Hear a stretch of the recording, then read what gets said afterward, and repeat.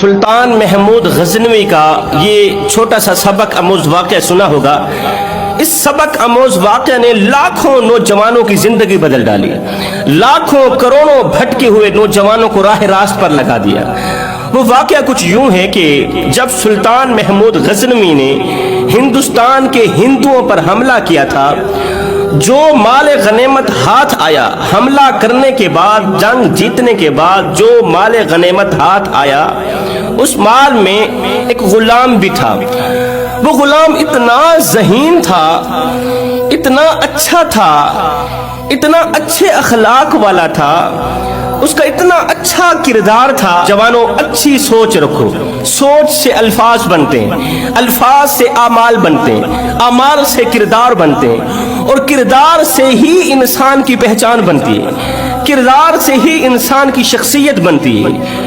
پھر چاہے وہ ہندو ہو، پھر چاہے وہ مسلم ہو، اچھا کردار ہونا چاہیے۔ انسان کا کردار سندھل کے ایک درخت جیسا ہونا چاہیے، انسان کا اخلاق، انسان کا کردار سندھل کے ایک درخت جیسا ہونا چاہیے، جو خود پر کلہاڑی کھانے کے بعد بھی خوشبو سے مہکا دیتا ہے، خود پر کلہاڑی کھانے کے بعد بھی کلہاڑی کو خوشبو سے مہکا دیتا ہے۔ انسان کا کردار کچھ اس طرح کا ہونا چاہیے۔ تو اس غلام کا کردار بھی کچھ اس طرح کا تھا، اس ہندو غلام کا اخلاق بھی کچھ اس طرح کا تھا۔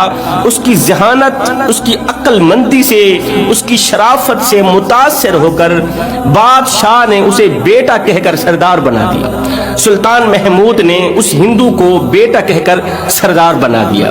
اس نے کلمہ پڑھ لیا ہوگا یا نہیں پڑھا ہوگا، وہ واقعے کے اندر نہیں لکھا تھا۔ جب سلطان محمود نے اسے اپنا بیٹا کہہ کر سردار بنا دیا تو وہ ایک برانڈڈ بن گیا، وہ ایک قیمتی بن گیا، قیمتی ہیرا بن گیا۔ ایک دن سلطان محمود غزنوی اپنی کرسی پر بیٹھے تھے تو اپنے بیٹے کو بلایا، بیٹا ادھر ہو۔ وہ قریب آیا تو سلطان محمود نے اسے اپنے پہلو میں کرسی پر بٹھا دیا۔ اب جیسے ہی اسے کرسی پر بیٹھنے کا کہا کہ بیٹا میرے ساتھ بیٹھ جاؤ، جیسے ہی بیٹے کو منہ بولے بیٹے کو اپنے ساتھ بیٹھنے کا کہا تو وہ ایک دم زار و قطار رونے لگا، ایک دم اس کی چیخ نکل گئی، زار و قطار رونے لگا، تڑپنے لگا، اس کی ہچکی لگ گئی۔ وزیر مشیر جلدی سے اٹھے، اسے چپ کروانے لگے، اس لیے کہ وہ سردار بھی تھا اور بادشاہ کا منہ بولا بیٹا بھی تھا۔ جلدی سے اسے چپ کروانے لگے۔ بادشاہ سلطان محمود غزنوی پریشان ہو گیا کہ آخر اس کو کیا ہو گیا ہے، یہ کیوں رونے لگا ہے، کیوں تڑپنے لگا۔ سلطان محمود نے کہا، او نادان، آج تو تیرے لیے یہ جو وقت ہے یہ خوشی کا وقت ہے، آج کا دن تیرے لیے خوشی کا دن ہے، آج کا دن تیرے لیے بابرکت دن ہے، اس لیے کہ تو بادشاہ کی کرسی پر بیٹھ رہا ہے۔ جو میرے پہلو میں میری کرسی پر بیٹھتا ہے وہ تو برانڈڈ بن جاتا ہے، وہ تو قیمتی بن جاتا ہے۔ کیا تو خود کو قیمتی نہیں بنانا چاہتا؟ کیا تو اپنا مقام نہیں بڑھانا چاہتا؟ کیا تو اعلیٰ منصب پر فیض نہیں ہونا چاہتا؟ میں تجھے اپنے ساتھ بٹھا کے تیرا مقام بلند کرنا چاہتا ہوں، اور تو بجائے خوش ہونے کی اس قدر زار و قطار رو رہا ہے۔ آخر تیرے رونے کی وجہ کیا ہے؟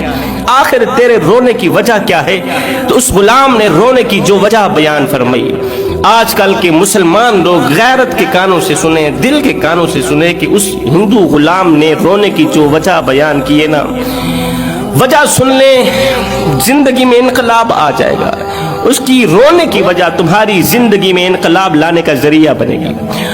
اس نے کہا، سلطان محمود حضور والا، آپ نے جب مجھے حکم دیا کہ میرے ساتھ بیٹھ جاؤ، میں اس لیے رونے لگ گیا کہ جب میں چھوٹا تھا، بچپن میں ظاہر ہے جو بچے ہوتے ہیں نا، ماں باپ کو تنگ کرتے ہیں، خاص طور پر ماں کو زیادہ تنگ کرتے ہیں، ماں کو زیادہ پریشان کرتے ہیں، ضد کرتے ہیں۔ تو میں بھی بچپن میں ضد کرتا تھا، ماں کو پریشان کرتا تھا۔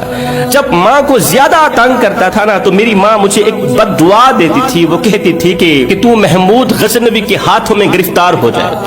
میری ماں محمود غزنوی سے اس قدر ڈرتی تھی، صرف میری ماں ہی نہیں، پورا ہندوستان میں رہنے والے جتنے بھی ہندو لوگ تھے، سب کے سب سلطان محمود غزنوی کو ڈاکو کہتے تھے، اور اس ڈاکو سے بہت زیادہ ڈرتے تھے، سہم جاتے تھے۔ ان کے چہرے پر خوف کے آثار نمودار ہونے لگ جاتے تھے۔ جب یہ سلطان محمود غزنوی کا نام سنتے تھے لرز جاتے تھے، کانپ جاتے تھے۔ غلام کہنے لگا جب میں بچپن میں تھا ماں کو تنگ کرتا تھا تو میری ماں مجھ پر ناراض ہو کر مجھے یہ بد دعا دیتی تھی کہ تو بڑا ہو کر سلطان محمود غزنوی کے ہاتھوں گرفتار ہو جائے. جا بیٹے میری بد دعا ہے کہ تو محمود کے ہاتھوں گرفتار ہو جائے.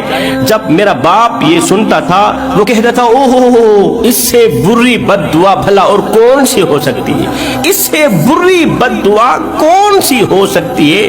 اور جب میں آپ کا نام سنتا تھا تو میرے جسم پر لرزہ طاری ہو جاتا تھا. اور دوسری عورتیں جب میری ماں کو اس طرح کی بد دعائیں سنتی تھی تو دوسری عورتیں میری ماں سے لڑتی تھی کہ تیرا اکلوتا بیٹا ہے, اپنے بیٹے کو اس طرح کی بری دعائیں دیتے ہو, بری بد دعائیں دیتی ہو, تمہیں شرم نہیں آتی. وہ میری ماں سے لڑتی تھی, جھگڑتی تھی. اور جب میں آپ کا نام سنتا تھا میرے جسم پر کپ کپی طاری ہو جاتی تھی, لرزہ طاری ہو جاتا تھا. میرے چہرے پر خوف کے آثار منڈلا جاتے تھے, خوف کے آثار نمودار ہونے لگ جاتے تھے. میں سوچتا تھا کہ سلطان محمود غزنوی کسی بلا کا نام ہوگا, محمود غزنوی یہ کوئی بہت بڑا ڈاکو ہوگا. سوچتا تھا کہ خدا جانے محمود غزنوی کس بلا کا نام ہے. ہائے آج جب آپ نے مجھے اپنے ساتھ بیٹھنے کا کہا, اپنی کرسی پر بیٹھنے کا کہا تو میری چیخ نکل گئی. یہ خوشی کے آنسو تھے. میں سوچ رہا تھا کاش آج میرے ماں باپ زندہ ہوتے اور آج اپنی آنکھوں سے دیکھتے کہ سلطان محمود غزنوی نے مجھ پر کتنا بڑا کرم کیا ہے. سلطان محمود غزنوی کتنا اچھا انسان ہے, محمود غزنوی کتنا نیک دل انسان ہے.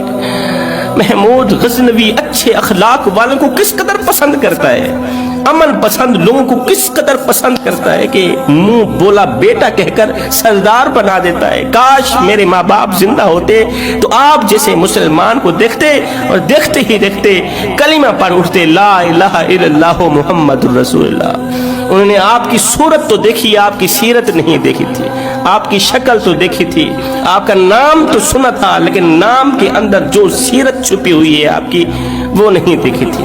اب جو بات عرض کرنا چاہتا ہوں کہ جس طرح ایک ہندو کی ذہانت سے متاثر ہو کر, ایک ہندو غلام کی شرافت سے متاثر ہو کر, اس کے اچھے اخلاق سے متاثر ہو کر بادشاہ نے, سلطان محمود غزنوی نے اسے اپنا منہ بولا بیٹا بھی بنا دیا, ساتھ میں سردار بھی بنا دیا, اپنی کرسی پر بٹھا کے اسے برینڈڈ بھی بنا دیا, قیمتی بھی بنا دیا, اس کا مقام بھی بلند کر دیا. سیم اسی طرح میرے اللہ کی ذات بھی اپنے بندے کی عبادت سے متاثر ہو کر, سبحان اللہ, گنہگار بندے کی توبہ سے متاثر ہو کر, اس کے اچھے اخلاق سے متاثر ہو کر, قیام رکوع سجود سے متاثر ہو کر, ان